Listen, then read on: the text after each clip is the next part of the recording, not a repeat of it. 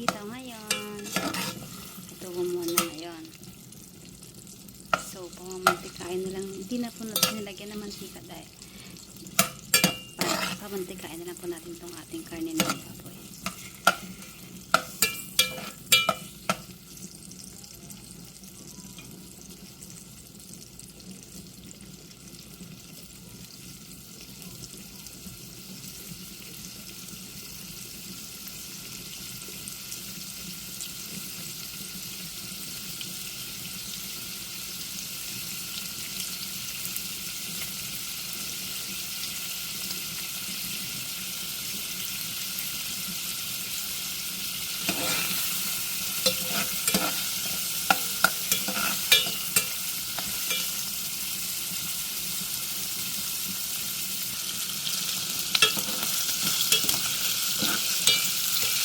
Medyo nag-brown na po siya. Hindi na po natin ilagay yung ating bawang. Usually kasi bawang po yung una kong nilalagay. Para po mas ano po yung ano niya.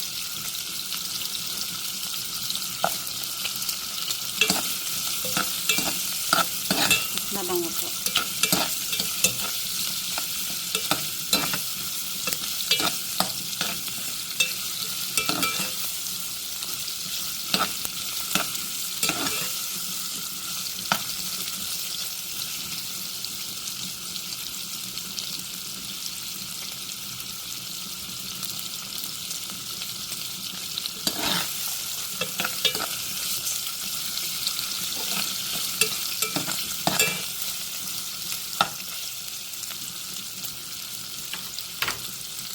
Then, pwede na po natin ilagay yung ating sibuyas.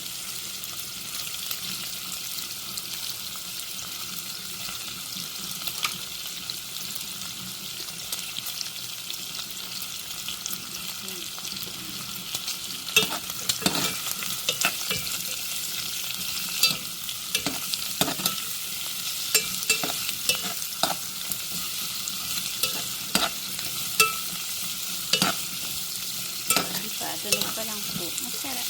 Ano natin, masarap. Kayo po, ano pong pre-prepare nyo po para sa inyong hapunan?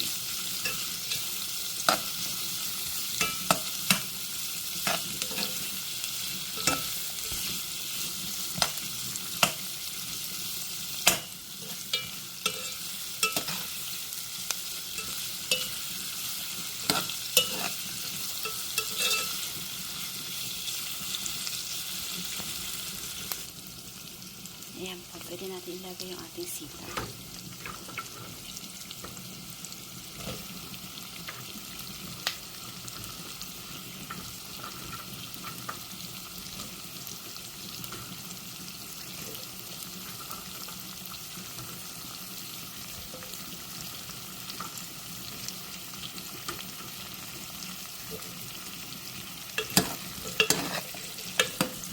Tayo po kasi may kanya-kanya style ng pagluluto. So, ano po yung natutunan po natin sa ating mga magulang o sa ating mga kaibigan. Ano po yung ginagawa natin? Kanya-kanyang style lang po yan. Walang pakilaman, di ba?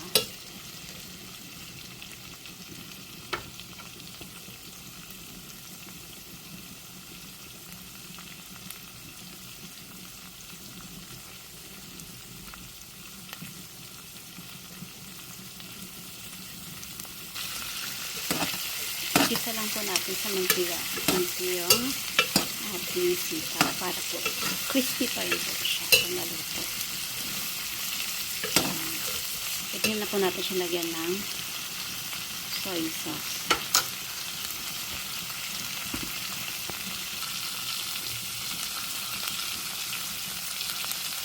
Tansyahan na lang po. Ayan. Ang ginagawa ko palang soy sauce nito yung ginapad ko po sa sili. Masarap po kasi kung medyo maanghang. Yes. Takpan lang po natin para naluto po yung ating gulay. Ayan, ilagyan na rin po natin siya ng paminta.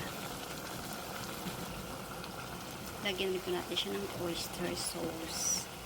Para po masarap. Hindi na po tayo maglagay ng betchin. Di ba po? Yan.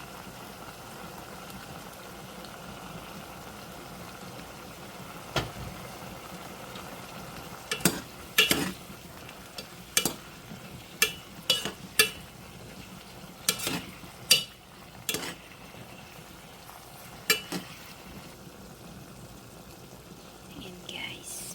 Pwede na po natin siyang i-prepare. Pwede na po tayo mag-dinner.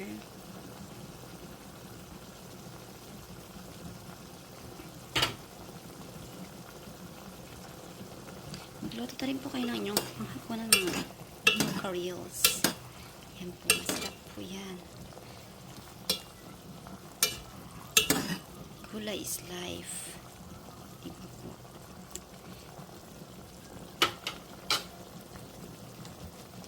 Yan.